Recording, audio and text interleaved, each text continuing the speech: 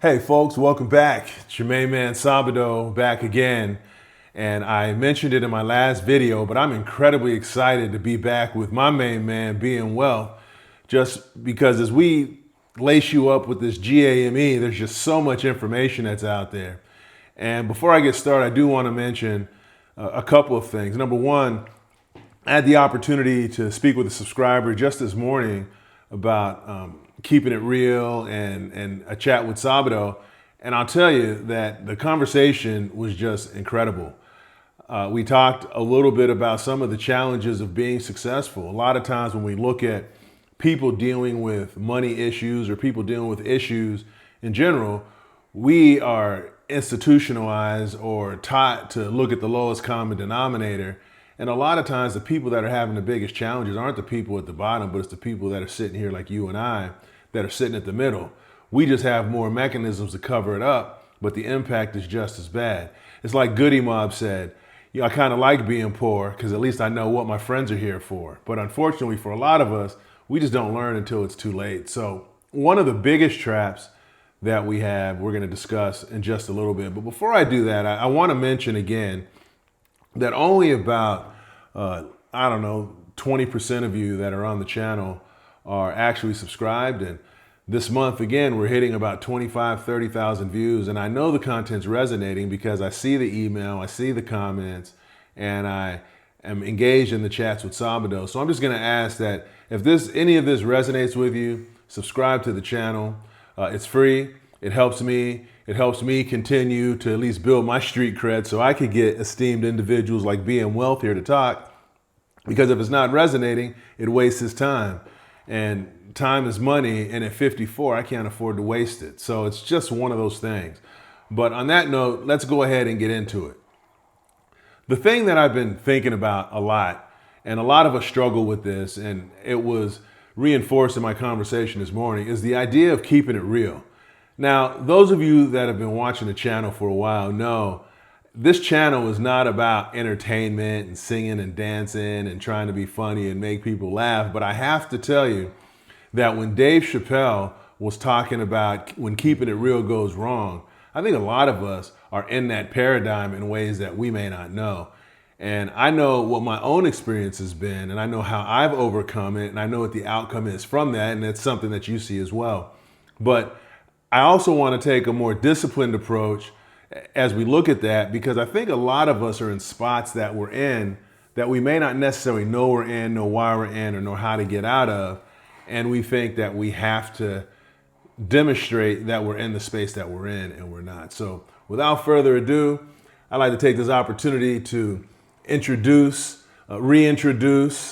Being Wealth. BM. Thank you. I hate calling you BM sometimes because, when people say a BM, anyway, I won't go there, but I get it. So I appreciate you being here. Thank you. I appreciate you having me. We had a great time, great discussion last time. I thought the information that we had was great. I got a lot of good responses from everybody, from people from your end and from my end. Yep.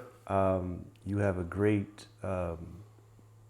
your whole setup with YouTube is fantastic, and I hope that more people do subscribe. Yeah, I think the idea is a lot of us just don't have access and opportunities to have these types of conversations.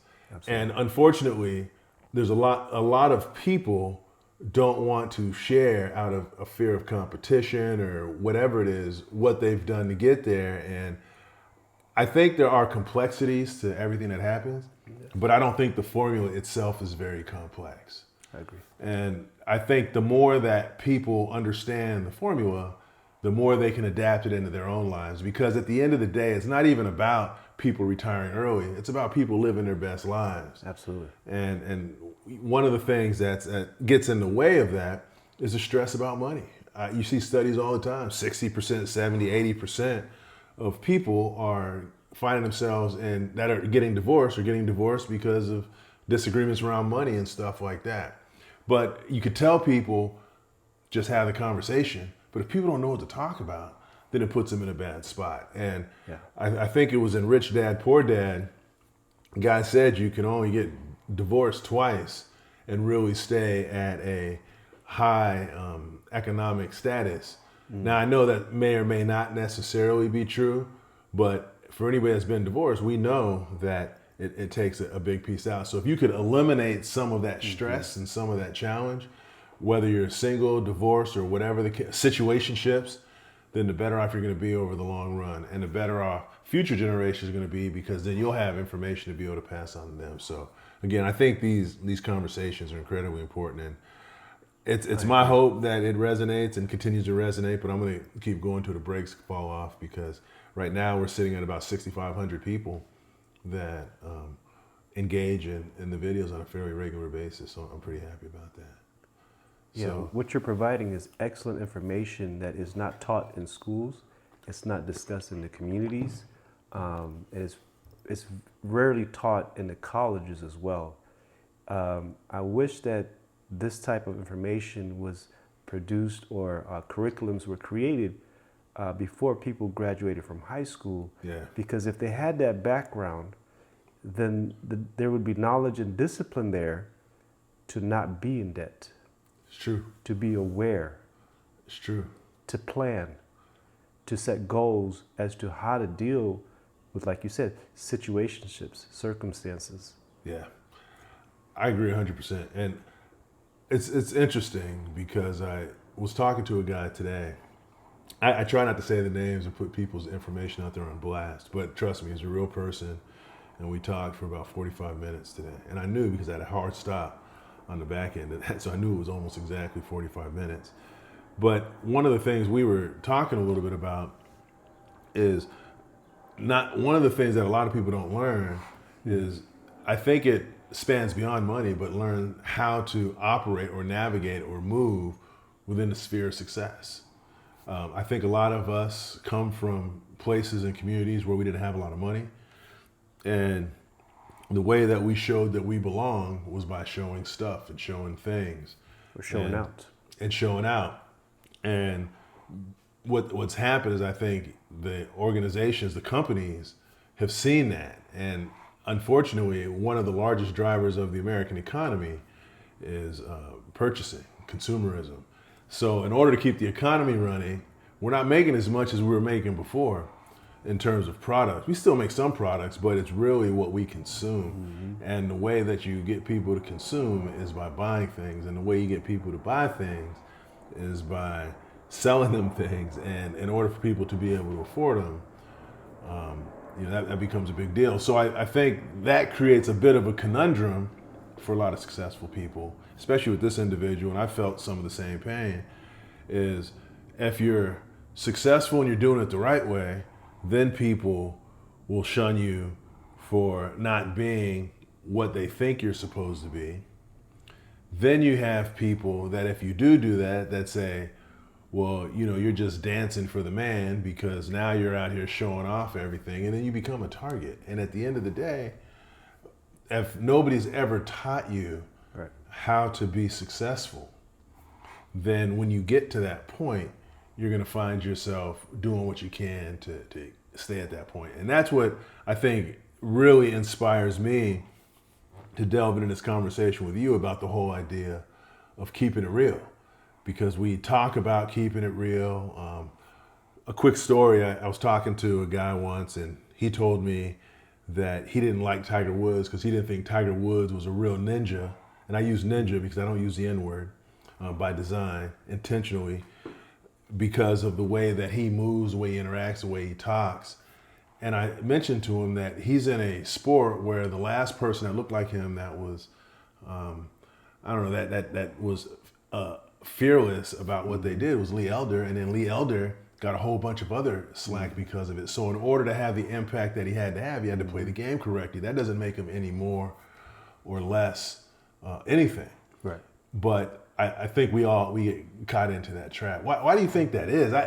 I was taught as a kid not to fit in. I never had Jordans. I never had, people my generation they know about Jordans. They know about Ewings. They know about the shell toe Adidas Run DMCs. They knew about the Reebok pumps. Right. They knew about the Pumas. You get a box of Newports and Puma sweats. They knew about all that stuff. I never had TI sweatsuits or any of that. My parents, we didn't have the money to do it. And they told me that that's not where you get your worth. But why do you think people kind of fall into that trap? What are your thoughts about that? Well, if we look back at the African American history in the United States, African Americans have been segregated in away from the other communities. So when you had the black flight from the South to the North, African Americans were segregated and placed in communities of lower social income or ghettos, right? Yeah. Because they were put in these ghettos, there was a sense of community. We're in this together. Yeah. Correct? Poverty, crime, prejudice, all kinds of isms that you can think of that were created by the system to put these groups of people in a box. And then when you move up years ahead of that, you introduce drugs, you introduce a lot of other systemic issues, lack of quality education, lack of social, the lack of institutions in the community, such as stable churches, schools. You know, one of the things they leaders. talk about in healthcare, we used to talk about what we call the social determinants of health. And so when you look at some of the dynamics, and I just say socioeconomic because, Right. you know, I think a lot of people probably don't realize that the whole concept of race in America was around power and having privilege because of power. Correct. So there's a lot of, it's funny, I went to Atlanta and it was surprising to me because here in California, you know, there's a certain stereotype of how black folks are supposed to talk. Right. And when I went to the South, everybody talked that way because it's a Southern thing. Yeah. And the reality is like Karis once said, you know, they walk around like all my brothers eat chicken and watermelon, talk broken English and drug selling, and that's not the case. And historically, you had the white indentured servants and the black slaves that were becoming really close. And so then the idea was, how do we incentivize one group to not mix with the other group so that way we can maintain the power. But what's interesting, because I know that my Caucasian viewers are going to say, you know, well, it's not just a black thing. And I'm going to say, it's not just a black thing, it's everybody. It's just the way that, I think to your point, is when people were put into communities, there was concentrations. Absolutely. And so, and our dynamics as a country are set that we're looked at as a collective and everybody else is looked at as individuals. Right. And I think that's really important. But I think when you break it into socioeconomics, it's the same thing because you've got access to fresh fruits and vegetables. There was a study that talked about lower socioeconomic parts of town have bad health outcomes because the public works departments won't prioritize streetlights that go out in those neighborhoods. And so if those streetlights go out, people aren't going to walk because of the safety of the neighborhood. Exactly. But there's all these dynamics that come into play. But anyway, I digress. So to answer your question about Tiger Woods, the black community going through this process of being marginalized and segregated and all that, they feel like there's a sense of communal or family, of history, of connection, of we come from the struggle. And so when one of us makes it out, there is a responsibility for you to reconnect back to the community and say, hey, I made it out, you can too, or this is how I made it out, or I'm representing us in this fashion, I'm here, but I came from here. And so there is a sense of, not necessarily a burden of responsibility, but recognition. To say, you know, I came from the struggle and I want to keep it real and let everybody know that I wasn't born rich. I didn't come from a rich community. I actually came from a poor community and I made it out. And so that right there, that acknowledgement goes a long way for people that are still stuck in those poor socioeconomic communities, especially the African Americans. It's a sense of pride. So for those expectations to be placed on somebody like Tiger Woods, who, from my understanding, didn't come from that background, I think it's unfair. He doesn't come from that. One of the things that I've prided myself in, because you may not know, I'm African American, right? And my whole intent and the way that I was raised was to go out, achieve excellent things, do great shit, And then what you do is you'll then give agency to other people to follow in those same footsteps, because then people could say, hey, I did that. And so they said somebody else that looks like me did that. Right. So like Barack Obama never talked about being the first black president. Right. You just look at him and you knew that, he was melanated, right? But he never had to do that. And I think some of what creates problems for people is we feel like we get something, but then we have to show it. Correct. And the hard part is once you become house poor, then you become car poor. Mm-hmm. Then once you become house poor and car poor, then you have to get credit cards. And once you got credit cards, house poor, and car poor, then everything else becomes difficult, because now you're at the behest of organizations, of companies that are going to have you work harder, longer hours, and pay you less. And sure, you might get a raise, a 3% or 5%. I know there's going to be somebody out there that says a 5% raise is a great raise, or a 3% raise is a great raise. I got that in a different video. But the reality is it's one thing to get a 3% increase when inflation is 1%. Yeah. It's another thing to get a 2% increase and inflation is 4%, right, which is what we find ourselves in. So that's that wage gap that we talk about. You just find yourself in this cycle. But how do we get people to understand things a little different? How do you change that? Well, I think platforms like yours, I think is an excellent opportunity for people to learn. Like I said earlier, the education system is not there. High schools don't necessarily teach the fundamentals, economic fundamentals, finance, how to, even balance your checkbook. Yeah. These are fundamentals that should be taught, I think, not even in high school, but early on. Yeah. How to create a resume, how to prepare yourself for an interview. Now, some people say that's the parents' responsibility. I disagree. I think it should be a system. If you look at a lot of the parents nowadays, if we go back to the American system again, the American system is a capitalist, right? Yeah. So if you don't have money in a capitalist, you don't have the funds to compete, right? To survive, not even compete, survive. A lot of these households, if they're two-parent households, both parents are working. Yeah. If they're one-parent household, that one parent probably has two jobs.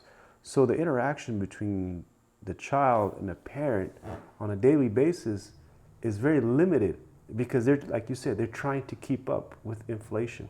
They're trying to survive and keep their heads above water from being in debt. Yeah. And as we know, like you just stated, the payment system, their salaries are not competing with inflation.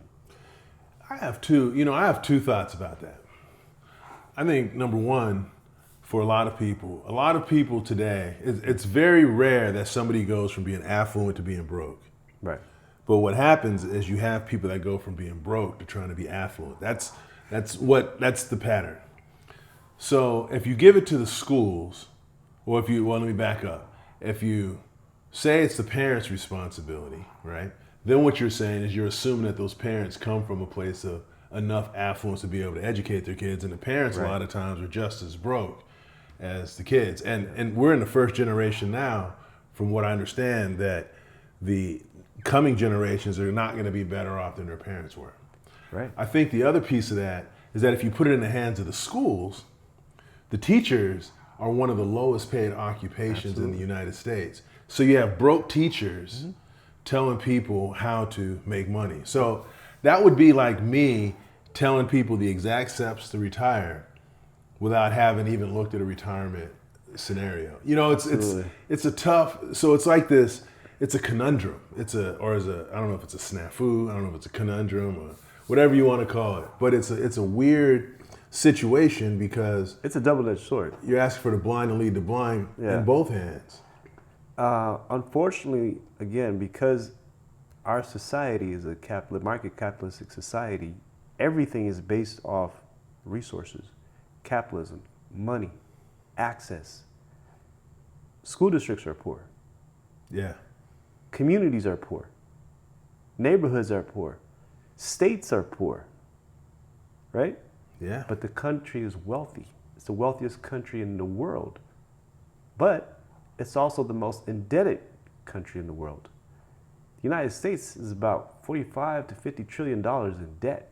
Yeah. It's pretty heavy duty. It's serious. It's probably the biggest financial risk of our time right now is the national debt. Correct. So if you look at the debt system in the United States, it trickles down from the federal government all the way down to the individual.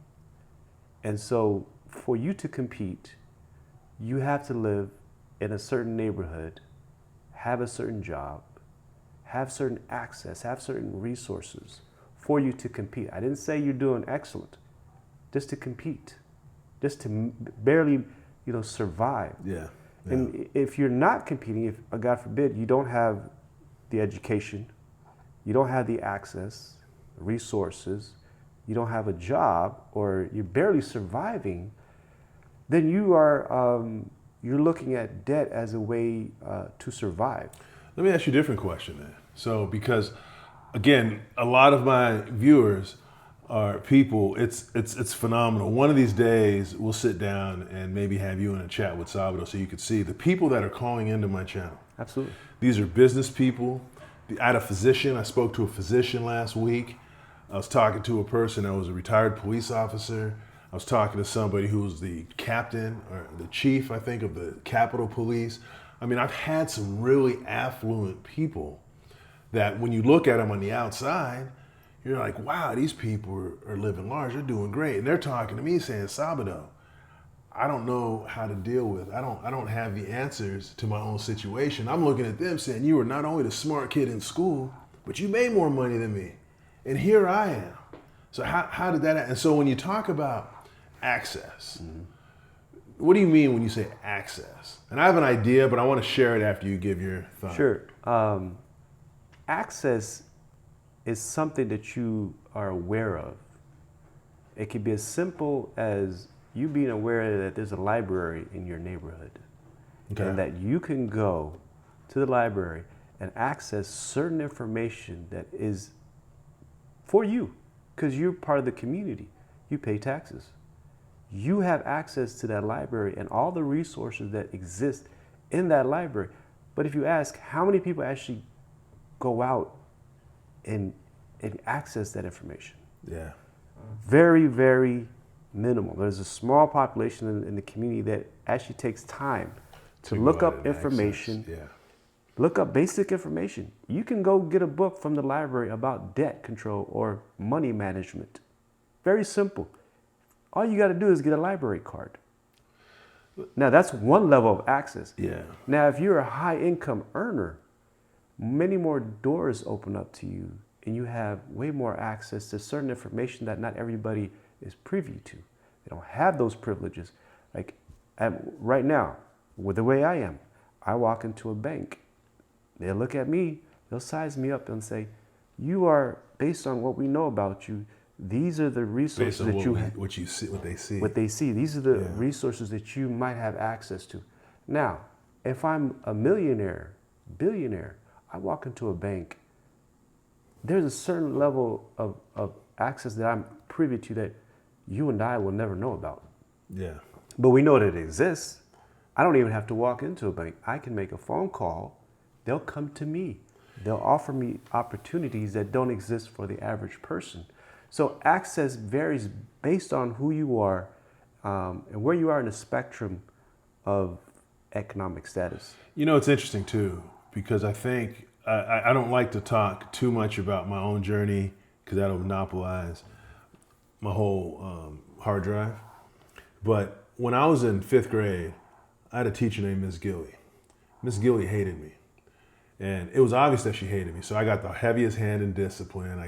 I was always the one, like if I farted, I was the one getting detention, right? If you farted, I would get detention. You know, it was just that bad, right? For reasons that may or may not have been obvious, but that was the case.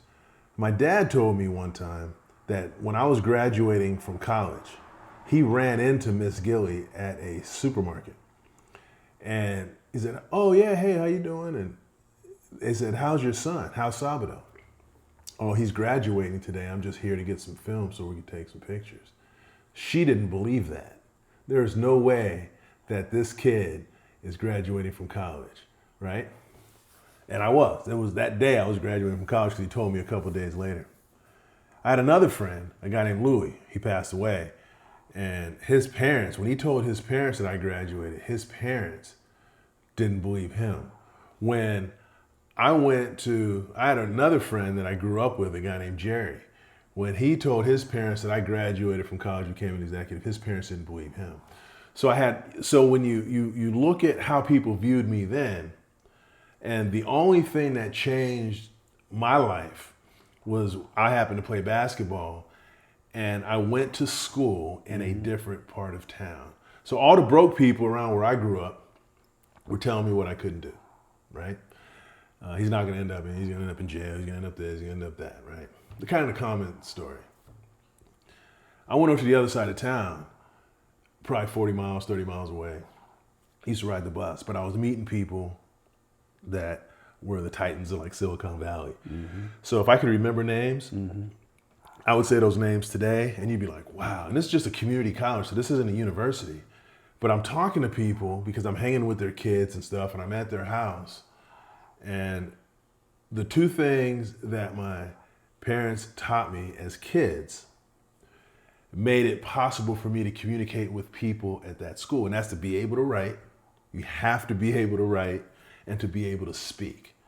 And one time I had a buddy of mine, Danny, was at the house, and this chick, Candy, called me on the phone. I get on the phone, I say, where are you at? And then my dad's upstairs and says, it's not where are you at, it's where are you, to speak properly. Right. Now, so I go to, and this was something that created a lot of stress and struggle for me because I always had a solid command of the language, just because my mom taught me how to write. My dad focused on speaking because my dad was a civil rights guy, and he says, if you want people to listen to you, you have to speak a language they can understand. Same thing that happens with Tiger Woods. Anyway, so I go to this school, I meet these people, and I'm meeting, some people are older people, but they're telling me all of these possibilities. And I believe some, didn't believe others, but I believed it enough to finish school. I get a job, I start as a counselor at elementary school, successful there. You have people working against you there.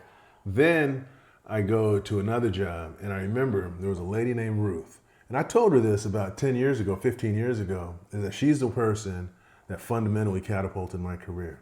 And she told me, Sabado, what's your goals? I said, my goal is to make $30,000 by the time I'm 30. She says, you're aiming too low. She says, your goal should be to make $100,000 by the time you're 30. By the time I was 30, I was making $143,000 a year. And that was early in my career. And then I went, and there's another guy, I said, I'm just a black man caught up in the mix, which is a normal dude. And he'd say, Saab, you're not normal. Not in a bad way, but right. you have promise. But so when I think about access, yes. I think a lot of times people get caught in the access as being somebody giving you the hook up with a job or giving you something like that. But sometimes it's just giving you something to investigate that may or may not be true. And I talk about that on the channel a lot because I don't tell people I'm not a financial advisor. I'm none of those things. But I have had people around me that know things and that have worked for me, and I share what I work. And it's even to the point where in a couple of weeks, I was going to have a conversation with you as an insurance guy, is I start thinking about different ways to insure my assets instead of going to Geico or Progressive or someplace like that, not sponsor or anything like that, but Geico or Progressive or any of these companies, and I'm paying these term plans. Is there a way to use my assets from like a whole life type of perspective to cover some of these other things in a way that protects me in a different way than these companies do on a monthly basis with stuff you don't use, and allowing that money to continue to grow? Because that's what some people do. Yeah. And I just realized that existed. Some people, again, that's an excellent point. But those are the things, is that now that I know that exists, I ask the question. You're absolutely correct. Access can mean a lot of things, but at the basic level, access means knowledge. Okay. It means awareness. It means the ability for you to have a question and be given an answer, or have certain doors open to you. Access. You have access to certain individuals, certain programs, certain job opportunities, certain skills. These are all access points that give you an advantage. Now, certain individuals from lower socioeconomic communities might not know where to gain these opportunities, or how to seek out these access points. They're stuck in a pool of where the knowledge level is stuck at one level. Yeah. And there's no growth. But you, like you said, you were able to venture out from your neighborhood to another neighborhood, which is one of the richest communities, arguably, in the world. Yeah, it's pretty significant. Wealth-wise, but also knowledge-wise. The Silicon Valley has arguably some of the smartest individuals in the world. You have Stanford sitting right there. Yeah. You have the high-tech entrepreneurs. They don't even finish school at Stanford. They drop out to start a billion-dollar industry. You know, it's funny because, and not to say that they recruit people from all these places. You know, the way that I used to recruit for Cisco Systems when they were building the internet operating system, and their security, their directory security or whatever it was called, we recruited a guy that had his PhD in mathematics and algorithm development, like a double PhD, and he was working on the internet security protocols. And so I asked him that, how does that work? You know, what are you doing? Because I'm recruiting a person, because I knew how to deal with people, but I didn't understand the technology. And he laid it out. And it was interesting because from that moment on, the information that I was able to access was that smart people are able to take things that are incredibly complex and make them sound simple enough for us to understand. In general, some people aren't going to understand everything, but right. So my point being, it's less about what you demonstrate, what you have, but about the situation you're able to create for yourself based on your resources, and you not having to rely on, you know, other entities or people to do different things. And that's like, I was talking to my neighbor yesterday. He came by, he had to drop off a package.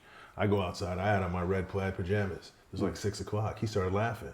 I told him, I said, you know, after about 5 or 6, pajamas come on, I'm chilling. And because I don't care what people think, because it benefits me for people to think that I don't have anything from a matter of personal safety and targeting and stuff like that. Absolutely.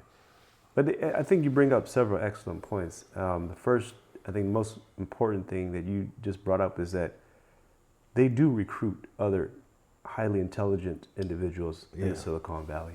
And that's how Silicon Valley has endured and survived and kept the knowledge level at a high level continuously, and they're able to compete. Silicon Valley hasn't declined, even though you've seen competition from Austin, Texas, San Diego. It's still a hub. Tennessee, Memphis, Tennessee, Miami. A lot of billionaires are moving to Miami, Florida.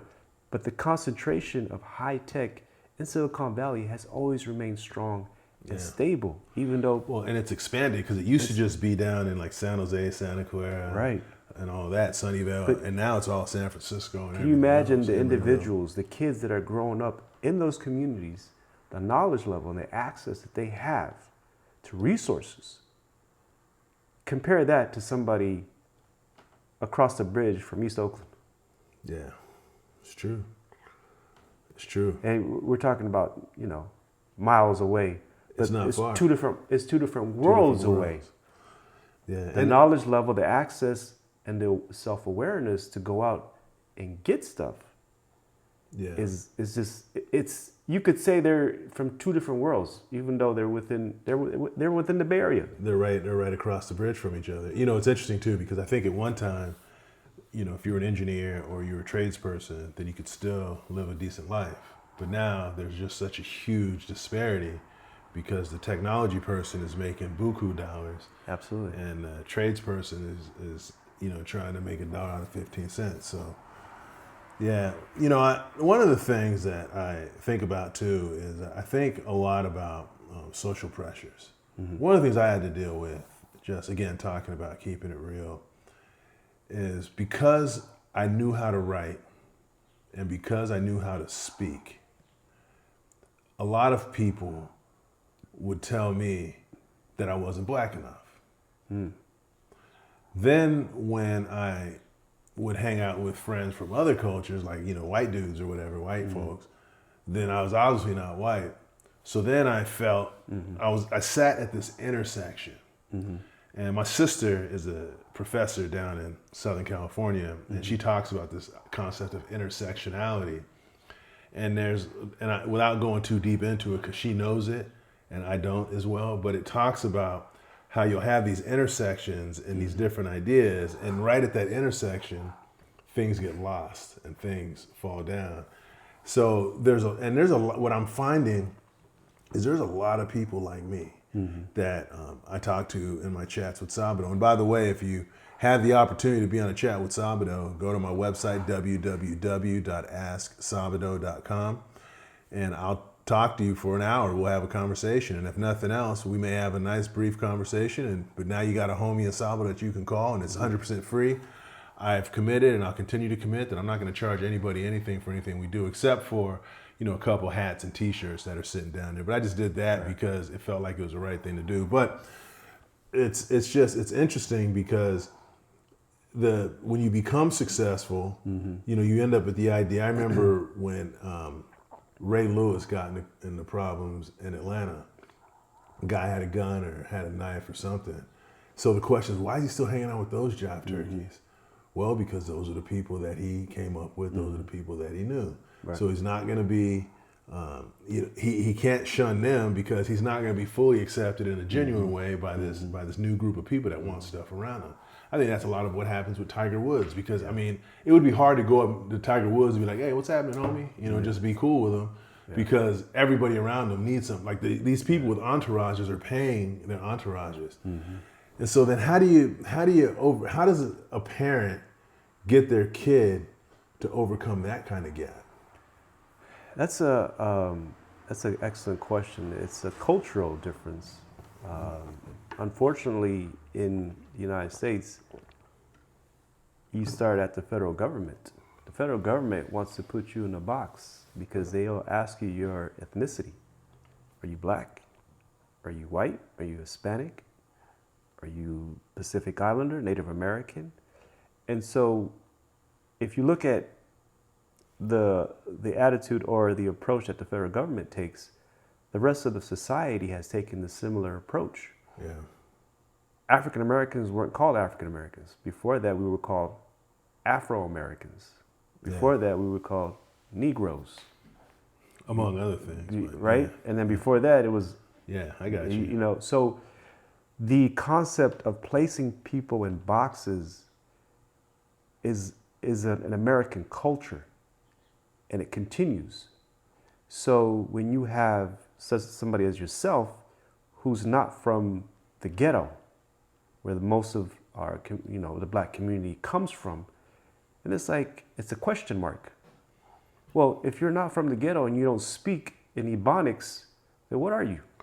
Well, but there's a lot of, I think. By the way, I think it's an unfortunate thing. I think that, it's not just, doesn't happen only to you.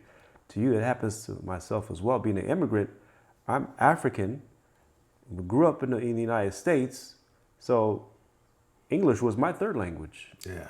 And trying to adjust to the American culture was extremely difficult, but trying to adjust to the ghetto culture in a poor neighborhood was worse. Yeah. So there's subsects within the American culture that you have to adjust to, that you have to be aware of, not by choice. Yeah. So what I'm saying is that even for myself, where I get questioned all the time, they ask me, "Are you black? You don't look black. You look a little different. What are you?" And then so they're automatically trying to process what I am and put me and label me in a box. Is then as soon as they start hearing me speak, "Oh, you must be black because there's a few words that you said that sound kind of a little bit from the black community." So it really is an American thing as far as putting ourselves in certain boxes and expect individuals to come from the same background as us and expect us to be familiar with each other without knowing the person. You know, it's funny, you were talking about coming and being an immigrant and coming. And the first thing I thought about was I started thinking about Nipsey Hussle, you know, self-made, meaning I designed myself, right? But it is hard because, again, I think, and my wife and I, we talk about this a lot, is it's easy to categorically have the conversation, but there's also historically a significance to safety in numbers. And so you have to be part of a group. And I was just thinking to myself how I'm able to move the way that I move, because I keep a very, very small, tight, nimble circle of people around me. You happen to be one of them, so, but not everybody is there. But I realized that my parents, neither of them had really large, expansive social circles because they had to make sure that they were able to protect their peace, their drive, their motivation. And my father was in the military, and my mom went back to school when she was in her, I think in her 30s or 40s or something like that, and became a technical writer. So I think there's something to be said, but not everybody's going to be comfortable doing that because they also both happen to be from Tennessee. And so they left their families in Tennessee, and whenever you leave the community, people have something to say about that. The other thing I think about is, you know, there's kind of the idea of we feel like we have, and one of the components of keeping it real is taking care of everybody in the family. And in my generation, we're doing better. In a lot of cases, we're doing better than our parents did, but our kids aren't doing as well as we are. And we have to make sure we can help and take care of them. But what limits do you put on that? Because it's that sense of community. Part of keeping it real is that sense of community. Part of the reason that, you know, Tiger Woods is labeled the way that he is, or some of the reasons I'm labeled the way I was, or some of the reasons you were labeled the way you were, and a lot of other people. And again, I say this to say that it's not just, there's a whole bunch. I just happen to know about them because I fall in certain groups, but I know there's other viewers that come from other places, you know, in the Asian community. I know there's white folks that deal with some of that too, based on where they grew up. And they get ostracized because they grew up in a predominantly black area. I knew guys like that. Absolutely. But how do you overcome that? How do you get past the you know, once you kind of get the idea of I have to kind of go for dolo and make things happen and design myself. How do you overcome what's idea?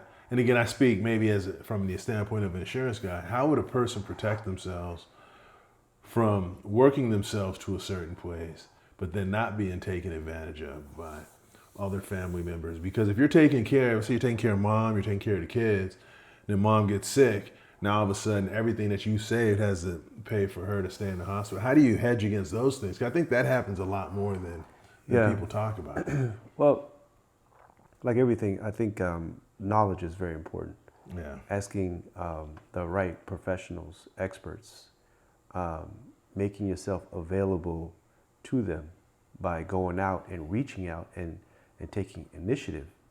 Like I spoke about earlier about the individual in the community that doesn't go to the library.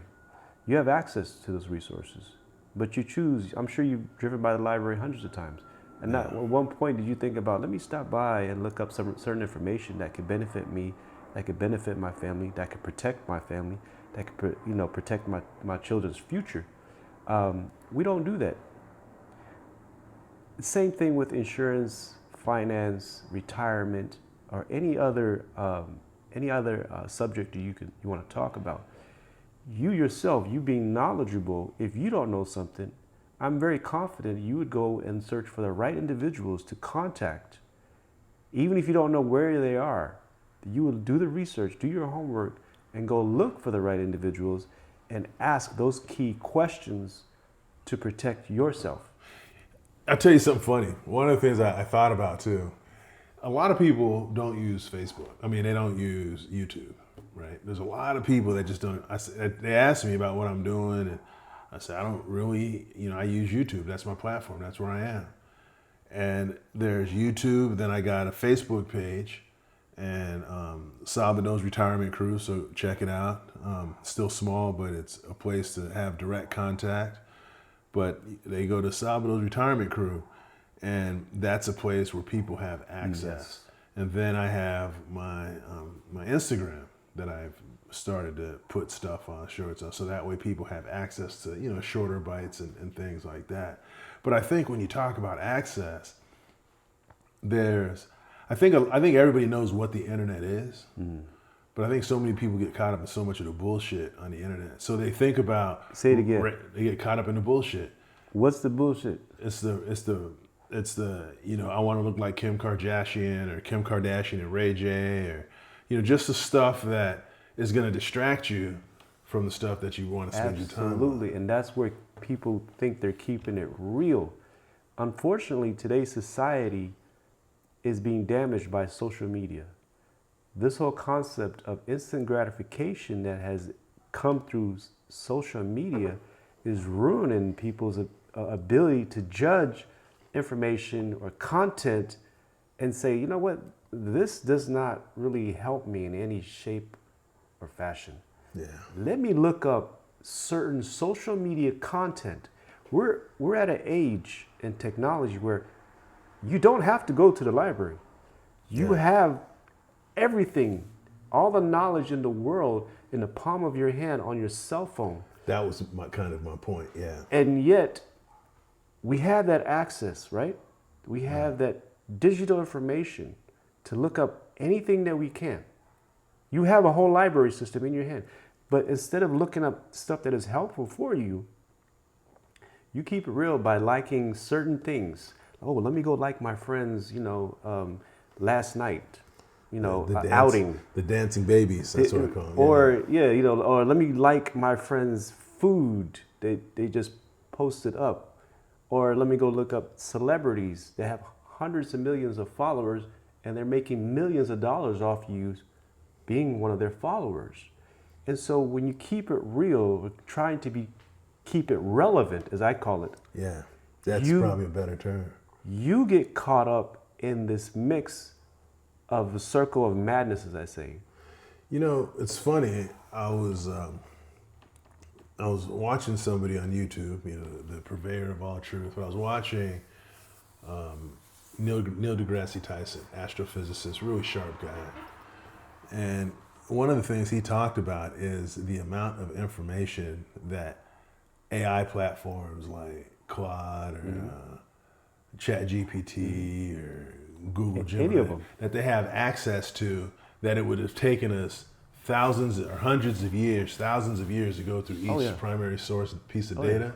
It'll take all of that instantaneously, filter and synthesize that. Now, there's some stuff, because you have so many different sources, and I think that what people miss is that it's not brains. Artificial intelligence aren't artificial brains. It's relating different data sets and pieces of information together in a way that answers the question based on their relational value, but it gets you a lot closer to at least being able to ask a more detailed question down the road to get good information. But I think you're right. I think people have to take advantage of what's in front of them, because I think we can talk about what the government's doing. We can talk about what parents should do, but in my mind, there's always a concept of what does it mean and how do you do it? And I'm finding that what's missing in all of this is the human, what does it mean for me question being answered. And I think you get that through people, but you have to be able to have the conversation, and you have to be able to have the conversation in a way that draws a line from point A to point C. So it's like if somebody says, well, hey, Salvador, how'd you retire? Then I'd have to say, well, how much time do you have? Because there were a lot of things that happened, and I had to stop and start, and ups and downs and all these things. There was a Snoop Dogg said ups and downs, round and round, but I had to go, there's all these loop-de-loos that I had to go through. Right. But if somebody says, hey, what was your saving strategy in the last period of time, or what were your conversations? Which is why I say that the viewers on this channel are very sophisticated, because they're asking those kind of questions. So if I didn't know what I was talking about, they'd be able to call me out right away, because I get to a point and then it'd be all blather under that. Right. And my thing is, I don't blather. I just give you my experience because I happen to have been able to have done that. And my experience is going to be different than somebody else. So I do think that the internet is an incredible resource. You know, I'll tell you something that's interesting. I was telling somebody the other day. I might have told you. I don't know if I told you. No, I didn't tell you because we didn't talk on the phone today. I was talking to somebody, and I started talking about my retirement plan. So I was watching a video last night, and this is the danger of the internet. I was watching it last night. So I know what my plan looks like. I know how it holds up. I know how it looks in the Monte Carlo scenarios, and I know that it's performing better than the targets, and I understand what the impact of different things is going to have on my portfolio over time. Right. But there was something that said, you know, what would ChatGPT say about your retirement plan? So I took all my retirement planning documents, which are about 1.5 years old, and started going down the rabbit hole because it started to pick apart small pieces. And then when I added pieces, it would tell me, oh no, well, the fact that you have this really supports that, so you're going to be okay, so on and so forth. So my point is I think there's a value in the human connectivity of it all. But I think going back to the conversation that you mentioned, or the comment that you mentioned about access, I think the conversation about access is clutch, because it's not about knowing all the answers. It's just knowing that the information exists. And once you know the information exists, then you have something you can ask questions about. Yes. And then you figure out who are the people that can answer those questions. I think that answered everything. The last thing I want to talk a little bit about, and this is probably a little bit lower level, but you know, one of the things that I think hurts people a lot is the idea of keeping up with the Joneses, and is the fact of I have this big house and I become accustomed to this and thinking I need all of these things. And I'll tell you, just as somebody who retired at 51, a lot of what I thought I needed, I didn't need, and a lot of stuff that I do now, it's all on like a cash flow basis, and so there's not anything that's affecting my retirement account, so I'm able to weather the storm longer than maybe some other. Now I'm in a more maybe favorable situation than a lot of people, but there are things like debt. So you know, we recently bought a couple of cars, and not at one time, but a few months apart. But we got incredibly low interest rates on them, and then looking at the market returns, I've made more in the last few months on the interest, on the low interest rate, than I would have lost by paying that interest. So on one of my cars, so you came up. And see, but the way the market dynamics work is that's what happens in general over time. So if you got for example, people have we have a sub 3% interest loan on our house. So if I sell my house, or if I pay off my house, and I'm locked in at 3% because I would have saved 3% on that money I put in, or sub 3%. But if I invest it and I just pay the monthly payment, I'm paying for the value and the utility of the house, but I'm making money on the money that would have otherwise went, because instead of making 2.6%, I'm making 10, 15%. And when I had that conversation with my financial advisor, he told me, he says, in the last 3 years, since you retired, your portfolio is up about 40%. So now I don't anticipate that for the entirety of my retirement, because that's not realistic. But it creates a buffer. It creates things that we know. But I think there's a difference, and we talked about this a little bit before we got started, is the difference between being in debt and strategically leveraging debt. So You're a savvy investor is what you are. I pay attention to people that give me good information. Say it again. I just pay attention. You know, if you tell me, so I'll tell you something, BM. One of the reasons that I like you is because from the moment we've talked, and I've asked you this a couple of times because it always surprises me, because not many people feel this. And most of the time people usually can carry it for like 2 weeks or 3 weeks and then it falls off. But you're a pretty serious cat. You're a nice guy, you're good, but you're really smart and you're really thoughtful and you're really intentional about just about everything you do. And most people, they'll see that I'm kind of like that and they'll try to do that for a while, but then it'll fall off because that's not who they are. And not only are you those things, but you know way more than I do about a lot of stuff. And I wouldn't say that. And I would beg to differ. And I'm not blowing the man's horn or anything like that. I'm just saying, but it's there's a lot of information that I get from others. You know, like when I did my video on the potential impacts of the Iranian war, I didn't go in and say it's going to go to a hell in a handbasket. I was able to lay out some of the specific possibilities if oil prices hit this, if oil prices hit that, so on and so forth. And that all came from my financial advisor. When I talk to people about, you know, different things, whether it deals with insurance or some of the cultural stuff, I don't claim to know it all. I claim to know. So if somebody does want to go deeper, well, look, here's my source. Here's where I got the information. Here's how I know that most people don't have $1 million when they retire. People don't have $1 million. People have, it's usually like 200, 300, less than $300,000 when they retire on average, according to the AARP and the Federal Reserve. So the reality is, you know, the fact that I need $1 million is, well, that might help, but it's not the full story. And the idea is, and where I argue with people, and it happens a lot, is I tend to focus on what I believe to be truth. And when I focus on what I believe to be true, I try to provide good information based on facts. Absolutely. And if I know what the facts are, then I can have a conversation, because if it all, and I think I mentioned, it wasn't you, I wish it was you, but I was talking to somebody today, and I said a lot of times you get into these arguments and there's a point where people will drag it to the level that they're comfortable with, and then you start to see that layer of incompetence that sits below that. And there's a lot that I don't know, and I don't claim to know it, but I try to, once I get to the point where I don't know something, that's the key point. Then I shoot it over. That's the key point that you just stated right there, humility. You just said, I don't claim to know everything, but I will go out and try to find the answers. Or find an answer. Or find. So I can cite the source to you, so then you can go out and find it. So first and foremost, I think there's mutual respect between us. I think you're just as knowledgeable.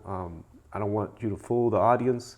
You are a very smart, capable, experienced individual. Your knowledge of Call retirement. me old man? No, I'm just kidding. I'm just kidding. I'm just joking. Your level of knowledge when it comes to economics, finance, retirement, insurance is just as good as anybody else, just as good as my knowledge level. And you don't have to be certified to know the information. You have to be certified to sell the information. Yeah. So I wouldn't sell yourself short. You're very knowledgeable. And because you go out and you seek it, you go out and you seek the information, you seek it from very professional, highly certified or highly educated individuals that will give you concrete, 100% factual information that you could use in your everyday life. And what you have is experience. Yeah. Experience is the best teacher in life. When I was in healthcare, there's in hospitals, they have what's called a joint commission. So joint commission is a regulatory body. They come in and they go top to bottom of your hospital or your healthcare organization to make sure that you're doing everything that's safe for the patients that you have the privilege to serve. So I realized that when the joint commission trips up organizations, it's normally not some complex question they're asking. The question they're asking is, how do you know that? Mm-hmm. Yeah, our training practices, our training is up to speed. How do you know that? Well, because we have training records that show, could you produce those? All right, you produce those records, and they say, okay, yep, it shows that you're doing that. But what happens is, when you get to the point where you ask somebody and they're like, well, you know, what happened was, and it's funny, up until my last job where they thought they knew more than I did, which again, I hate to say that, but we got our asses handed to us in the joint committee. But I was new to the organization. They hadn't been doing stuff, and I wanted to see how they would run it. But every time up to that, it's always been 100%, because my question is always, well, how do you know that? How do you know that that's true? And if something is an opinion, it doesn't stop there with, okay, it's just an opinion, you don't know. It's like, well, help me understand why you drew that opinion. Because because some things have more than one right answer. Correct. And you have to allow room for there to be more than one answer to a specific question, because very few things are linear and binary. Yeah, absolutely. I agree with you. I think the other earlier topic that you touched upon as far as debt individual debt. Yeah. The difference between leverage and individual debt that is not useful. Like debt you have and then debt you leverage, yeah. Right. So if we can break down for the audience what leverage means, leverage is debt that you use for to invest and grow, and it's not something that you're just paying off on a monthly basis and you're wasting your money. Yeah. That's not what leverage means. Right. Unfortunately, in our society, the American dream is to be in debt. That's how it's always been sold to us. The American dream is for you to go buy a house and be in debt for 30 years. It's always been go get a new car, and have monthly payments on it for X amount of years. It's always been go get student loans and be in debt for X amount of years. And so on and so forth. Credit cards, don't leave home without it is one of the major logos. Yeah, it's true. All of these promotions or advertisement of debt didn't come with a manual to tell you, well, you can get out of this and turn this debt into an asset. Very few individuals use their mortgage as an asset. Very few people understood that one of the worst investments to have is a car. If you can barely afford it. If you're making monthly, because as soon as you drive the car off the lot, it depreciates. It depreciates. You can't sell it back to the dealership for the same price. That's right. You owe them more money. So, unfortunately, a lot of what we promote in our country, the American dream, doesn't come with the education to tell you how to invest, have assets, and get out of debt. They don't teach you that. They teach you to stay in debt. So there's very few people like yourself who are self-taught, self-motivated, and have self-made, meaning I design myself. Absolutely. Very few of us that go out and say, I cannot afford this home at this price, even though they said I'm approved for it. Yeah. We don't have the discipline, the willpower, and the knowledge to say, let me step back. I'm not going to waste, like you said earlier, X amount of dollars that I'm forking over to the bank for 30 years, which I could have took and I could have invested in something else, some other asset, like stocks, bonds, or anything else that will bring me in money. What you had earlier, excellent points that you brought up, was that you had options. Yeah. Options that gave you time and money that equate to investments. The more I can hold on to the money, the more it's going to grow. So I don't want to give it all up. I have this term that I use. I picked up a long time ago, and my viewers will know it. It's I don't jump over dollars for pennies. I jump over pennies for dollars. And anybody that talks to me knows, and people get frustrated. Say that again, because very few people will understand what you just said. Well, a lot of people jump over dollars for pennies. So they'll spend $1 in order to get something that's 5 cents. They'll spend, they'll buy an $80,000 car before they buy a house. And so that money they sunk in that $80,000 car is now worth $30,000. Now, add social media into that mix. Yeah. And you have what? That's a failed... Well, I had a buddy of mine that used to sell cars. He sold Audis, and I asked him one time, I said, how do these job turkeys all roll around these Audis? He said, because they go and they work their job and they buy the Audi, but they live in their grandmother's basement. And it's a trap. It's a trap. But I always say, you want to jump over pennies for dollars. So so the conversations that I have now with people about money isn't necessarily you should buy this, or you should buy that, or not buy this. It's how are you going to flip that into working? Because everything takes an investment.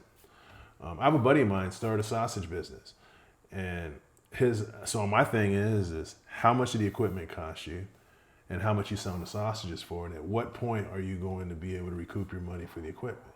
I look at my YouTube channel. I get a little bit of ad revenue. So how long am I going to be able to pay? We talked about having different microphones and stuff. So how long does it take? Or if you look at Shark Tank, Shark Tank is when those cats are talking about, so you're valued at this, that's how long it's going to take based on this amount of time. This is how much you have to make in order for me to make my money back. And it's going to be a percentage of that. Right. That's why $250,000 with 5% is $1 million, because then in 5 years or whatever the time, I'm not a business guy like that, but that's what they do, because it has to make sense. And even if it doesn't work out, and that's the other thing I think people get lost in, is thinking that it all has to work out.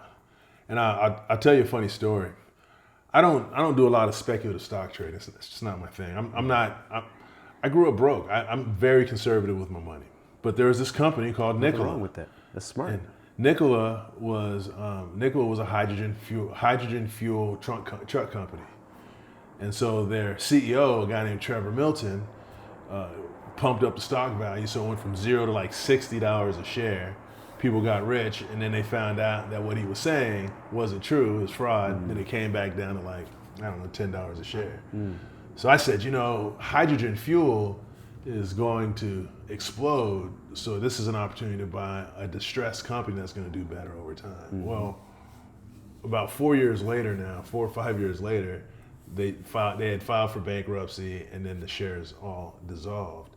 But had they made money, they would have made a bunch of money. And part of it's because hydrogen, not to go down the rabbit hole, but electricity is one thing. Hydrogen is a whole different animal in terms of the fuel source, because it's expensive and it's on a per unit basis. You can't make money on it. But at the time, it was either electrical, it was ethanol, corn and stuff.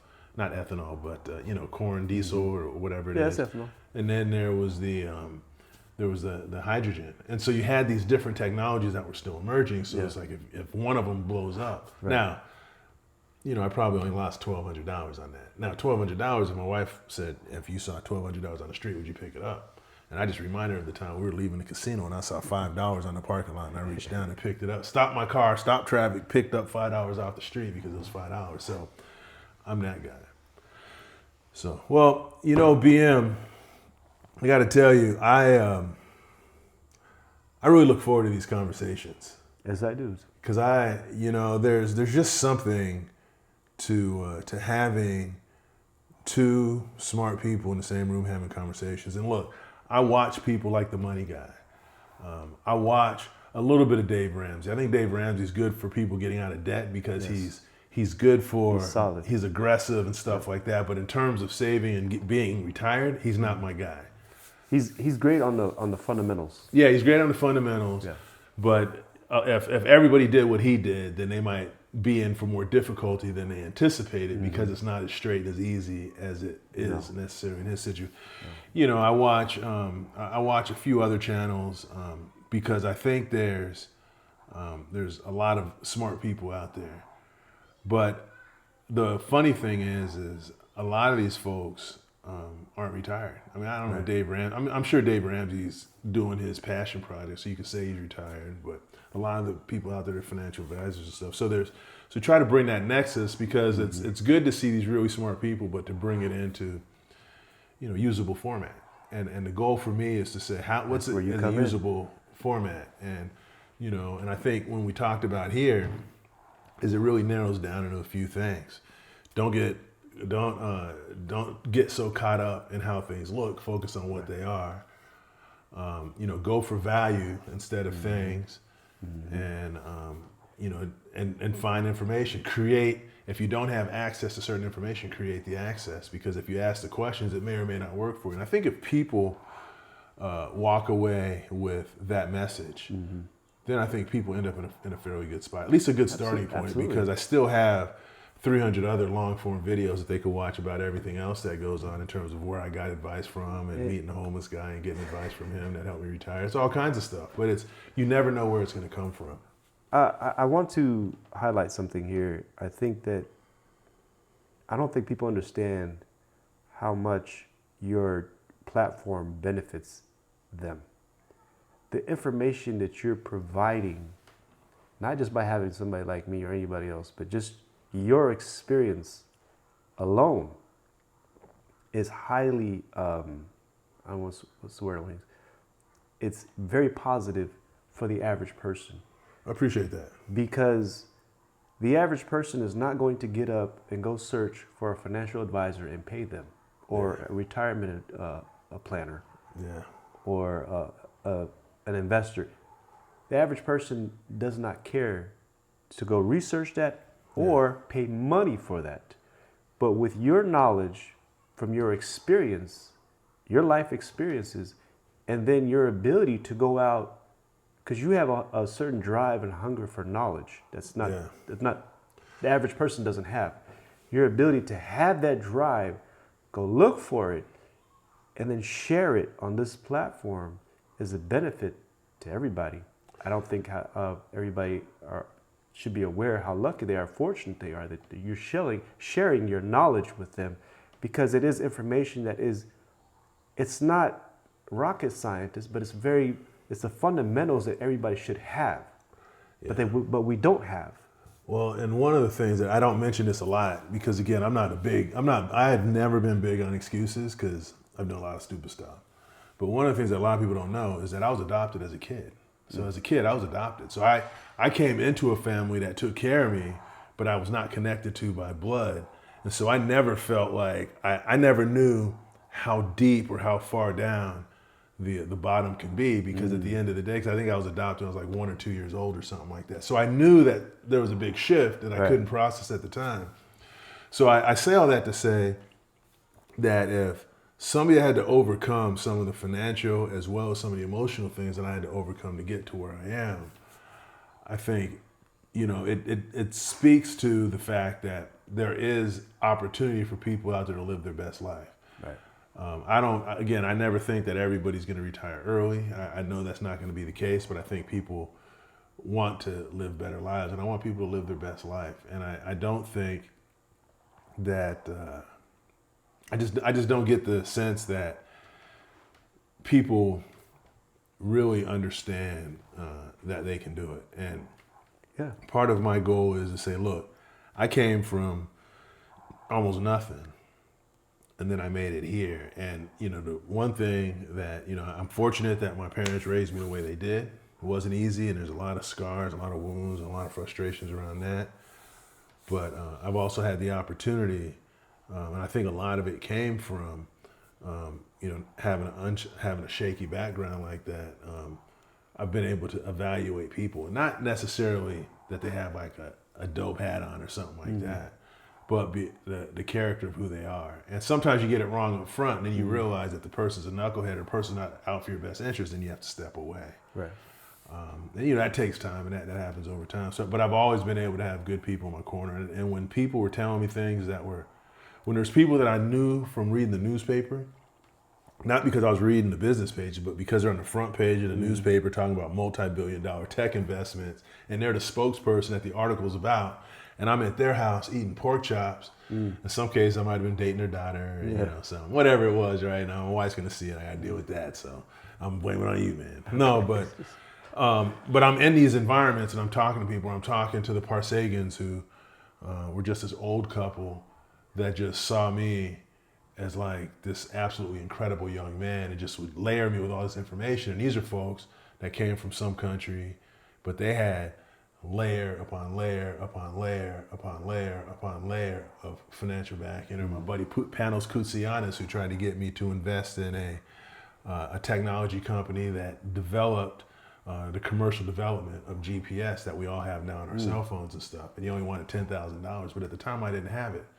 But it's just listening to people like that, or Ruth, and hearing those possibilities. So I appreciate, it's when people you respect you, that really feels good. And so that's my long way of saying I appreciate that, because I do my chats with Sabado, and a lot of times people say, well, what can I do to help you? Can I pay you this? And I said, no, I don't want you to pay me. Take that money and invest it. Absolutely. But if you want to help me, what you do is you just go and you tell somebody else that there's somebody out there that, whether you agree with me or not, I'm sure there's a lot of people that don't agree with a lot of things, but at least it's always going to be honest. It's always going to be me. It's always going to be straight up, no chaser. And it's always going to be from the position of trying to help. And, even, having like folks like you with a body of knowledge that are intentional, that are thoughtful, it really means a lot to me that you're able to be you here. having me. I mean, there's a lot of people that talk about it, but they're trying to push their own agenda. And that usually ferrets itself. I mean, we had a conversation about a situation like that recently where somebody was reaching out, but it wasn't the right fit. But, or people trying to get me to sell goods, you'd be surprised at how many collaboration offers I get. And it's like, I don't want to do that because now I got to stop, have a commercial and tell you to buy, Jimmy's Magic Wax. And I'm not into that. It's because the situation is too dire. So is there any closing thoughts here before we? Yeah, there's one thing I want the viewers to understand, and I think that you can expand on this as well. Keeping it real and buying into the American system of debt will probably leave you with only Social Security as your retirement. Yeah. And unfortunately, if that, because the debt doesn't go away when you turn 65. The debt doesn't go away.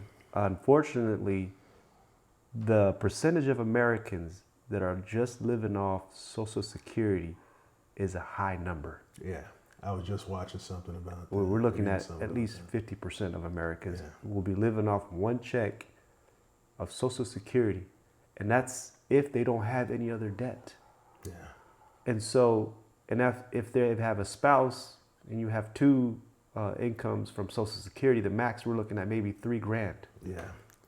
So imagine you played, let's keep it real, majority of your career spending money on trying to keep up with the Joneses, with social media, trying to look fly, trying to look,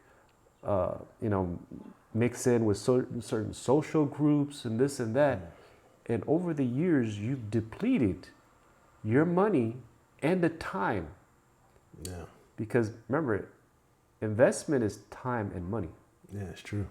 So if you deplete both, you set yourself up for complete dependency on the U.S. government that is also in debt. Yeah. So one thing I tell people all the time, do not depend on Social Security to bail you out for retirement. You need to plan and start way ahead. As soon as you finish college and you get a job, or if you decide to go to trade school, start investing in yourself. As soon as you start making adult money. As soon as you start making any kind of money. Yeah. Invest in yourself first, because think about it. How would it feel for you to pay yourself before you paid the bank? Yeah. Or you paid the mortgage, or you paid the car note? Pay yourself first. Invest in yourself. Yeah.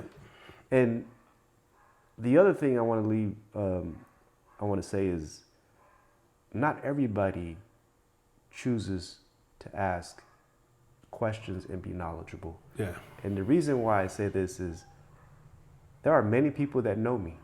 Yeah. There are many people that know that I have certain knowledge and skills. And there are people that don't care to ask. Yeah. I have given free information willingly to people. Some of them ask further questions, some of them walk away. So the reason why I say this is that I don't approach people and willingly just give out knowledge, because knowledge is not always accepted or respected by everybody. It's true. I give information to people who are seeking it. I'm not going to waste my time, my energy on someone that doesn't care. Smart. And getting back to you, I follow you and I like talking with you because you respect knowledge. Yeah. And so what you're doing is a benefit to the audience because you respect knowledge. You respect time. Yeah. I try to. I mean, I know sometimes when we get on the phone, I'll be a little long-winded. That's fine. But it's I think it's you saw the records in my studio. Yeah. And I used to DJ, and I always think in terms of songs. Just one of those things.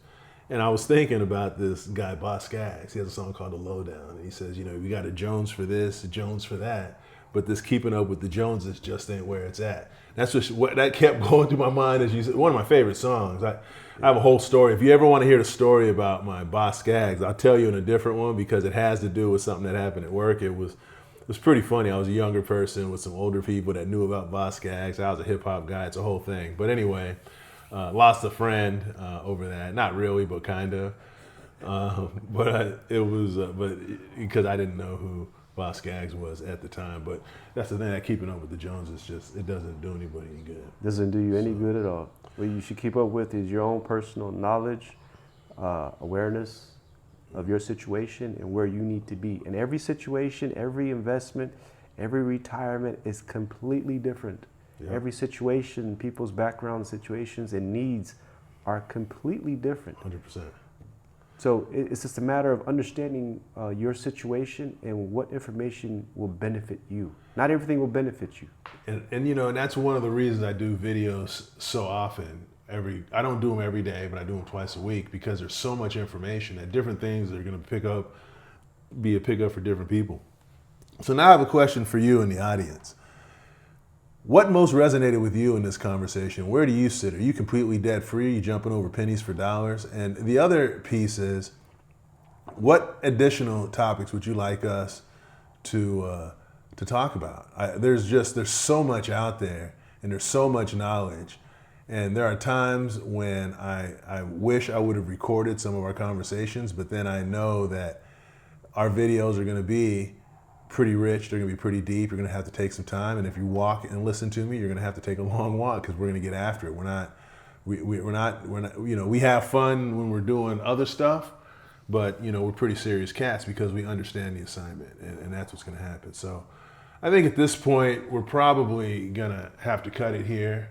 But again, BM, I appreciate you. Thank you, sir. You know, I appreciate your friendship, number one, but I appreciate you. And just so you know, I didn't go out and find him on the YouTube infrastructure. We actually have a mutual friend, and we just happened to meet and get into the conversation. And this is just turns out to be one of the smartest cats I know. And one of the ways that I know he's one of the smartest cats I know is because my wife even had something positive to say about the last video. So every time we do a video, and we're hoping to do them every couple of weeks or so, is I'm going to create a playlist so that way you can go straight to the video, because these videos are long, they're rich, they're a lot of information, but they're really going to tie together a bunch of different elements so you can have a rounded understanding of what we're talking about or your situation, and it's going to be a bunch of different stuff. But let me know some of the other stuff that you'd like for us to talk about, because I think I've been wanting, ever since I started the channel, and part of my dream was to have conversations with somebody who was just intelligent, that had a good perspective and was knowledgeable about things. Some people, what they say, often imitated but never duplicated, and a lot of people were faking the funk on the nasty dunk. But you know, we've got into it and really had some good conversations. I think that's evidence in the comments and just the content we're talking about, because this is stuff that if you respect me, which I know you do, I would listen to these, because they're just incredible amounts of information, and a lot of it's really big. So, but anyway, I'm gonna go ahead and cut this one off. BM, again, I can't thank you enough for your help. I appreciate your wisdom, the invite. I appreciate the platform and the work that you're doing for people. This is huge. We'll continue down the path. So don't forget to subscribe.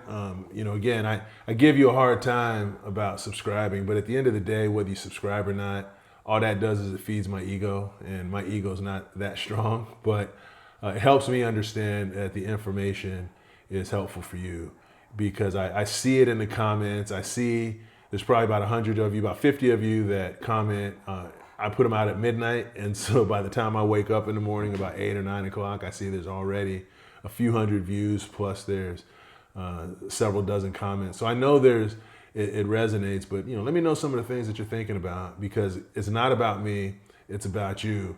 And I want you to remember something else. It's never my expectation that everybody retire early, because we all come from different places and have different lived experiences. Mm-hmm. But it is my expectation, however, that you live your best life, and I'm doing everything I can to help you with that. So on that note, have a good rest of your day, and I will talk to you soon.